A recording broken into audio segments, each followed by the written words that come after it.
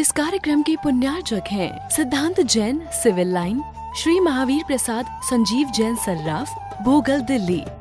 दीपक Shweta Samyak Jain, Mayur Vihar 2, Delhi. Shrimati Shrimala Narendra Bahadur Jain, green park, Delhi. गुप्तदान BD state, Delhi. Ajit Prasad Vaibhav Jain, Rajpur road, Delhi. वंदितु सविसिद्धे ध्रुवमचल मनोभवं गदिं पते बोध्यामि समय पाहुड मणिमोसुद केवली भणिदम्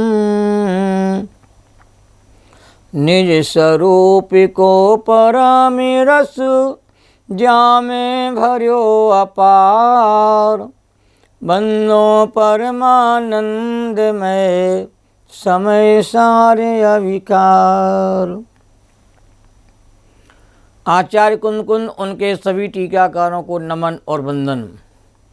समय सार ग्रंथादि राज की आत्मकल्याण करने के प्रयोजन से सार्थक चर्चा चल रही है।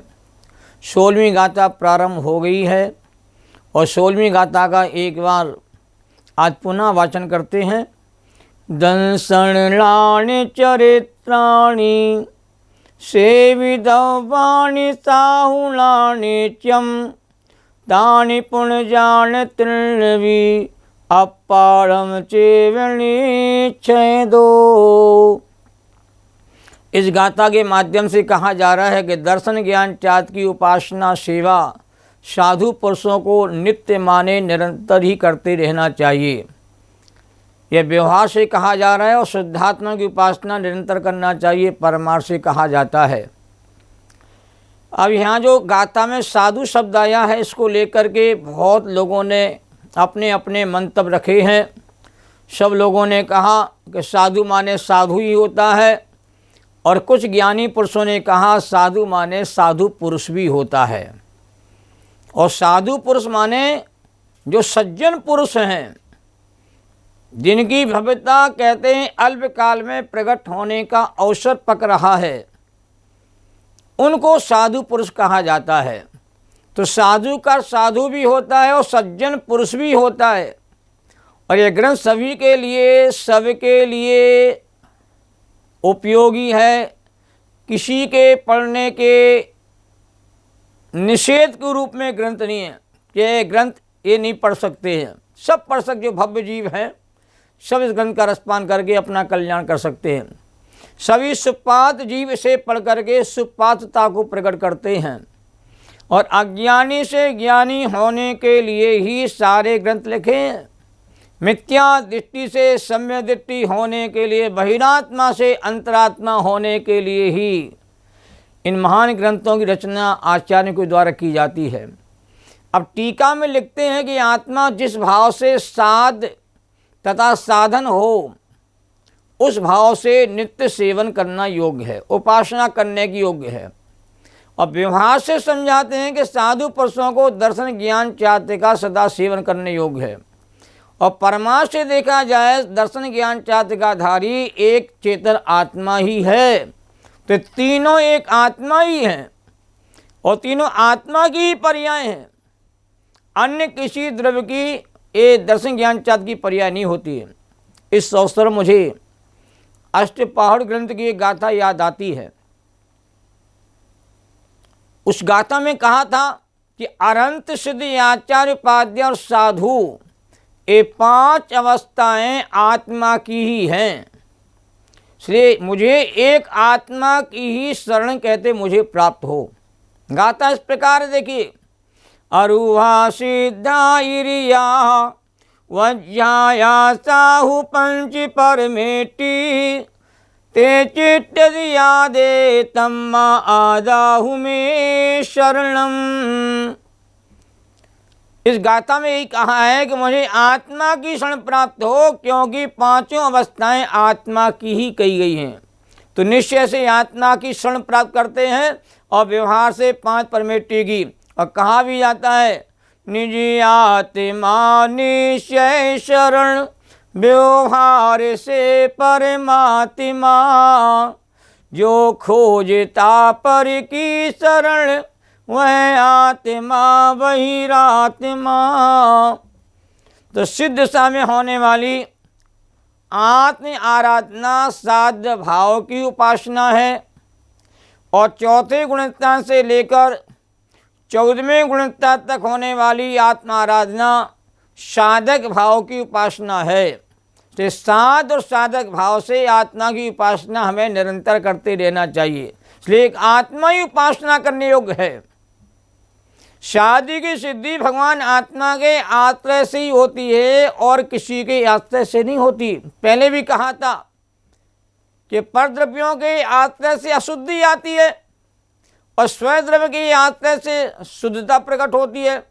जो आत्मा को शुद्ध जानता है वो शुद्धता को प्राप्त हो जाता है, और जो आत्मा को अशुद्ध जानता है, अशुद्ध मानता है, वह अशुद्धता को प्राप्त होता है। तो साध्य की सिद्धि एकाकार अनेकाकार, अमेचक और मेचक, निर्मल और मलिन, अभेद और भेद के विकल्पों में उलझने से नहीं होती। जब तक चित्त में उलझन है तब तक साध्य की सिद्धि संभव ही नहीं है। एक आत्मा के आश्रय से उत्पन्न होने वाली आत्मानुभूति, क्योंकि आत्मा की अनुभूति आत्मा के आश्रय से, आत्मा के अवलंबन से, आत्मा के ज्ञान ध्यान के बल से ही उत्पन्न होती है, या निश्चय दर्शन ज्ञान त्याग से ही कहते आत्मा की उपलब्धि होती है, साध्य की सिद्धि होती है। और ज्ञान संचाद के भेद को मेचकता मलिनता कहाँ है, टीकाकार ने। पर रागादि की मलिनता की बात ही क्या करें। तो रागादि भाव तो मलिन परिणामी हैं, उनकी बात तो यहाँ दूरी कर देते हैं। गुणों के भेद को ही मलिनता में लिया जाता है। इसलिए हम सबको निरंतर नित्य ही आत्मा की उपासना अभेद रूप में करना चाहिए। यही संदेश 16वें नंबर की गाथा का है। और 16वें नंबर गाथा जो कही गई है, तो 17वीं 18वीं ये दो गाथाएं एक साथ आई हुई हैं, उनकी चर्चा हम आज प्रारंभ करना चाहते हैं। 16वीं गाथा में चर्चा आई हुई है, उसी बात को उदाहरण के माध्यम से 17वीं 18वीं गाथा में उसका मर्म खोला जा रहा है। गाथा इस प्रकार है, ये दो गाथाएं बहुत महत्वपूर्ण हैं, समझने योग्य है। जहलाम को भी पुरुषो रायाणम जानी ऊण सदहदी, तो तम अनुचर दिपुणो अततिदोपया तेणे। ये 17वीं गाथा है। अब अगली गाथा आ रही है, दोनों गाथाएं एक साथ आई हुई हैं। एवं ही जीवराया ना दब्बो तय यह सद्दहे दब्बो, अनुचरि दब्बो यपुणो सोचे वेदु मोक्ष कामिणे। ये दो गाथाएं आज अपने को विशेष रूप से विचारनी हैं। हम गाथा को एक एक शब्द के माध्यम देखते हैं। पहले 17वीं गाथा का, जय नाम को भी पुरुषो रायाणम जानी ऊण सदहदी, तो तम अनुचरदी पुणो अततिदो पयत्तेणे। अब 18वीं गाथा को देखते हैं। एवं ही जीवराया ना दब्बो तह या सदहे दब्बो, अनुचरि दब्बो या पुणो सोचेव दु मोक्ष का मेणे। ये हमने एक शब्द के माध्यम से इसका उच्चारण किया। अब ध्यान देते हैं, एक साथ लय के साथ पढ़ेंगे तो और आपको अंदर से आनंद की अनुभूति होगी। हमें गाथाओं को बड़े मनोज्ञ भाव से, बड़े निश्चल भाव से, पवित्र भावों से इनका पाठ करना चाहिए। गाथाओं के पाठ से भी पढ़ना में बहुत विशुद्धि होती है कि मूल ग्रंथों की मूल बात को पढ़ना भी एक बहुत बड़ा सौभाग्य का विषय होता है। जय नाम को भी पुरुषो रायण में जानी ऊण सदरी, तो तम अनुचर दिपुणो अथ तीरो पया तेणे। अब 18वीं गाथा। एवं ही जीविराया ना दब्बो तय या सद्दहे दब्बो, अनुचरि दब्बो यपुणो सोचे वेदु मोक्ष कामिणे। हिंदी का अनुवाद भी बहुत गजब का है, सुनने योग्य है। यह नृपति है यह जान कर, धनार्थी जन श्रद्धा करें, अनुचरण उसका ही करें, अति प्रीति से सेवा करें। 18वीं गाथा का अनुवाद तो और गजब का है। यदि मोक्ष की है कामना तो जीव नृप को जानिए, अति प्रीति से अनुचरण करिए, अति प्रीति से पहचानिए। यदि मोक्ष की है कामना तो जीव नृप को जानिए, अति प्रीति से अनुचरण करिए, प्रीति से पहचानिए। इसकी हम गंभीर चर्चा अन्वयार्थ के बाद आपके सामने रखेंगे। अन्वयार्थ देखते हैं। जय नाम माने जैसे, को भी माने कोई, अथ तीरो पुरुषो धन का इच्छुक पुरुष, रायाणम माने जीव को, राजा को, जीव राजा को, छत्र चमर आदि राज चिन्हों से।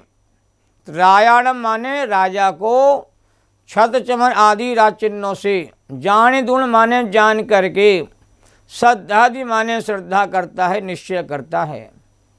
पुणो तो माने और, उसके बाद, तम माने उसको, पयत्तिल माने प्रयत्न पूर्वक, अनुचरदि माने सेवा करता है।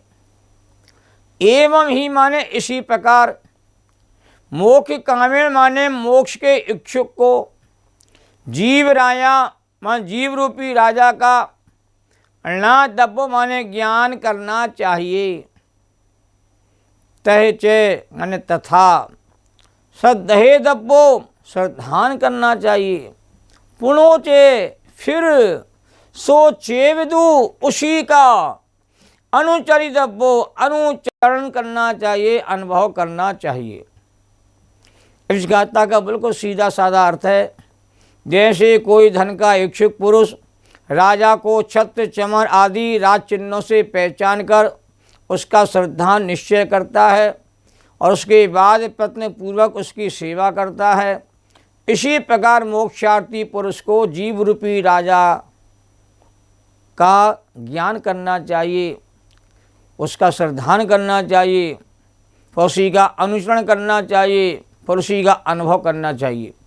अब ये गाथा में बहुत सारे विशिष्ट शब्द आए हुए हैं, 3 तो बहुत महत्वपूर्ण हैं, धनार्थी, मोक्षार्थी और जीव राजा। अब ध्यान देना, धनार्थी माने जो धन का इच्छुक पुरुष है, जो धन को चाहता है, उसको धनार्थी कहा जाता है। मोक्ष कामेण माने क्या, मोक्षार्थी को, जो मोक्ष की प्राप्ति करने का इच्छुक है, जीवन का लक्ष्य जिसका यही कि मुझे तो जीवन में मुक्ति की प्राप्ति ही चाहिए, मैं दुखों से भयभीत हो गया हूँ, अब मुझे पूर्ण सुख की अनुभूति चाहिए है। तो जो दुखों से भयभीत हो जाते हैं वो जीव ही मोक्षार्थी कहे जाते हैं, उनको मुमुक्षु भी कहा जाता है। मुमुक्षु माने जिसे मोक्ष को प्राप्त करने की, जिसके भीतर कहते प्रबल इच्छा है, उसको मुमुक्षु कहा जाता है। हम सब मोक्ष के इच्छुक बने, मोक्ष की प्राप्ति की भावना भावें तो हमें मोक्ष की प्राप्ति का योग बनेगा। भावना ही भावनाशिनी कही जाती है। यदि अच्छी भावना नहीं भाई जाएगी तो अच्छे भाव हमारे भीतर जागृत ही नहीं होंगे। तो मोक्ष कामेण माने मोक्षार्थी जीव, ना मोक्षार्थी बने, धनार्थी ना बने। धनार्थी तो सारी दुनिया है, धन का आरती है सारी दुनिया, सब धनवान होना चाहते हैं, ज्ञानवान कौन होना चाहता है? तो कुछ ही जीव होते हैं जो ज्ञानवान होने के लिए प्रयास और उद्यम करते हैं, नहीं तो सारी दुनिया धन के पीछे कहते हैं अंधी हो रही है। तो ये और जीव राजा माने क्या? जीव राजा।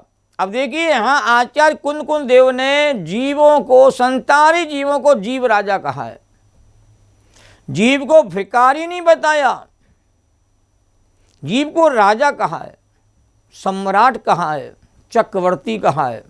नाटक समय सार में एक छंद में लिखा है, चेतन चक्रवर्ती जब निकलता है तो सारे कहते हैं विरोधी जीव कहते भाग जाते हैं।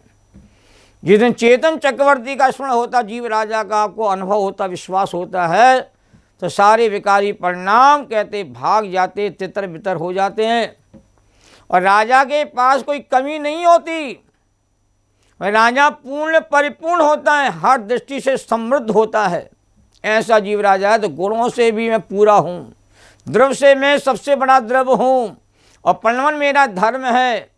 ये महत्वपूर्ण बात यहाँ कही गई है। अब टीका में देखिए कि जिस प्रकार धनार्थी पुरुष पहले राजा को प्रयत्न पूर्वक जानता है कि मुझे धन चाहिए, धन किसके पास होता? धनवान के पास होता है। धनवान का नाम ही कहते हैं राजा कहा जा रहा है। तो धनार्थी पुरुष पहले राजा को प्रयत्न पूर्वक कहते जानता है, पर उसका श्रद्धान विश्वास करता है कि यही राजा है, फिर उसी राजा का अनुचरण करता है, उसी राजा की सेवा करता है, उसी की आज्ञा में रहता है, उस राजा को प्रसन्न करता है। उसी प्रकार मोक्षार्थी पुरुष को पहले क्या करना चाहिए? मोक्ष की प्राप्ति करने की भावना रखने वाला सबसे पहले क्या करे? तो जीव राजा को, भगवान आत्मा को जानना चाहिए। भगवान आत्मा की, जीव राजा की पहचान करना चाहिए। कुंद कुंद जैसे महर्षियों ने जीव राजा कहकर के हम सबको कहते हैं संबोधित किया है। उसके स्वभाव से, उसके लक्षण आदि चिन्हों से हमें जीव राजा की पहचान करना चाहिए। मैं जीव राजा हूँ, जीव राजा था, और मैं सदा जीव राजा ही रहूँगा। फिर जीव राजा का श्रद्धान करें, विश्वास करना चाहिए। कैसा करना चाहिए विश्वास? का मैं जीव राजा हूँ, जीव राजा था, और सदा जीव राजा ही रहूँगा। मैं भूल गया था, भटक गया था, मोह के प्रपंच में फंस करके। अमोह का पर्दा कहते हट गया है। अपना आत्मा अपने ज्ञान से जानने में, पहचानने में, श्रद्धान में आने लगा है। कहा है किसी कवि ने, जब तक निज पर भेद न जाना तब तक ही अज्ञानी, और जिस क्षण निज पर भेद जान ले उस क्षण तू ही ज्ञानी। जब तक मोह का पर्दा पड़ा है तब तक हमारा जीव राजा हमको पहचानने में, देखने में, अनुभव में नहीं आता। जब मोह का पर्दा हट जाता है तो हमारा भगवान आत्मा कहते हमको प्रकट हो जाता, उसका श्रद्धान, उसका अनुभव होना प्रारंभ हो जाता है। तो जीव राजा का श्रद्धान कर उसी का अनुचरण अनुभव करना चाहिए, उसी में लीन हो जाना चाहिए। कि साध्य की सिद्धि की उत्पत्ति इसी प्रकार होती है, और कोई अन्य तरीके से साध्य की सिद्धि लोक में नहीं होती है। यही इस गाथा का मूल भाव है कि साध्य की सिद्धि जीव राजा को जानने से, पहचानने से, उसकी अनुभूति से, अनुचरण करने से होगी। हम सब जीव राजा को जाने, पहचाने, उसका कहते ज्ञान करें, श्रद्धान करें, उस पर अमल करने का प्रयास करें। इसी भावना के साथ आज अपनी चर्चा पूर्ण करते हैं। जावाणी के ज्ञान ते सूझे लोकालोक, शोवाणी मस्तक नमो सदा देती हूँ धोक। सहजानंदी शोध स्वरूपी अविनाशी में आत्मस्वरूप, ज्ञानानंदी पूर्ण निराकुल सदा प्रकाशित चेतन रूप, सदा प्रकाशित चेतन रूप। तीन लोक के सभी जीवात्माओं के भीतर विद्यमान शुद्ध चेतन ज्ञान तत्व को नमन और बंधन। जैनम जयतु शासनम, सभी साधर्म जनों को मेरा सादर शुद्धात्म बंधन, चिदानंद अभिनंदन। इस कार्यक्रम के पुण्यार्जक थे गुप्तदान विश्वास नगर दिल्ली, विकास स्वाति जैन, ग्रेटर कैलाश 3 दिल्ली। स्वर्गीय उमा जैन की स्मृति में doctor VP Jain America. Savita Sagar Jain Rishabh Vihar, गुप्तदान प्रीत विहार दिल्ली। Engineer Anil Jain Archit Jain Shyam enclave Delhi. श्रीमती मंजू विनोद जैन गुड़गांव।